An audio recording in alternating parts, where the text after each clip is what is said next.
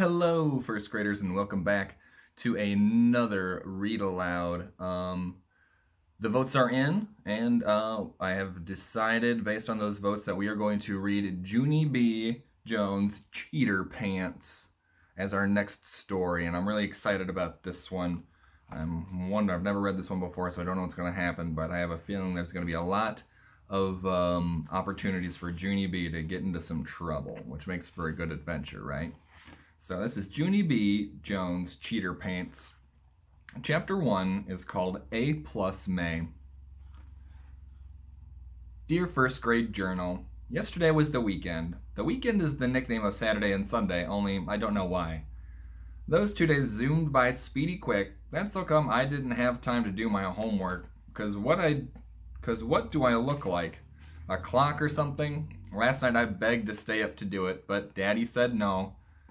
And he turned out my light, and that was not very helpful. Now I'm at school, and Mr. Scary said to please take out our homework. I feel sickish inside. I hope that Daddy is proud of himself.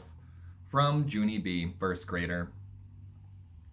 Next to me, May got her homework out of her backpack, and she put it on her desk.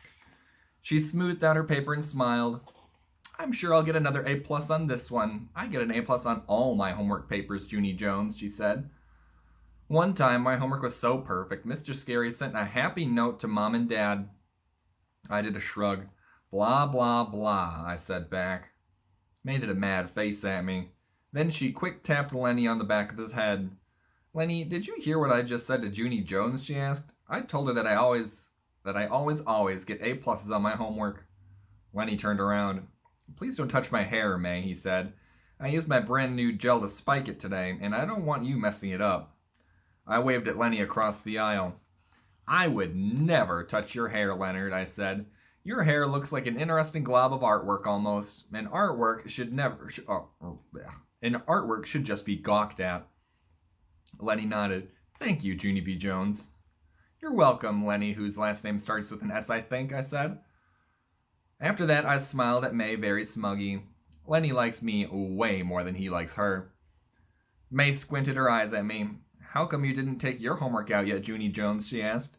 You're not following directions very well this morning, are you? I did a big breath. Then I quick reached into my backpack and I pulled out a rumpled paper and I pretended it was my homework. There, I said. There's my homework. Now please mind your own beeswax, you snoopy pooper, May. May's face got reddish and flushy. She started to raise her hand to Tattletale, only just then the teacher called her name. May, it's your day to take the attendance sheet to the office, he said. Would you like to come up here and get it, please?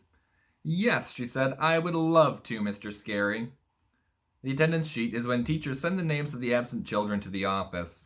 I do not actually approve of that practice. May hurried to the front of the room. I'm never absent, Mr. Scary, she said. I'm always here. Have you ever noticed that, huh? Have you ever noticed how I'm always here? Mr. Scary closed his eyes for a second. Oh, yes, May, he said. Believe me, I've noticed. May did a giggle. Also, I'm always punctual, she said. Have you noticed that too? Have you noticed how punctual I am? She smiled at the class. Punctual means on time, everyone, she explained. Last year I was so punctual, I got the Punctual Award. The Punctual Award is the award for the child who is the most punctual. Mr. Scary stared at her. He said, please stop saying punctual. After that, May took the attendance sheet and she skipped to the door. Don't worry, room 1. I will get this attendance to the office all safe and sound, she said real loud. Then everyone who isn't here will get reported to the principal, and that's exactly what they deserve. Mr. Scary did a sigh. Please, May, just go, okay, he said. May did a wave, then she hurried out the door. After she was gone, I roamed my eyes around the room. All of the children had their homework papers out but me. My insides felt sickish again, because pretty soon Mr. Scary would find out that I didn't do my assignment. I swallowed real hard. My eyes kept roaming around, and then, what do you know, they roamed over to May's desk. And surprise, surprise, I saw her homework paper sitting there. It was right in plain view, I mean. My heart pounded and pounded at that sight, because my brain was getting an idea, that's why. I tapped my chin, very thinking. Then, quiet as a mouse, I pulled May's paper a little closer, and I copied what it said.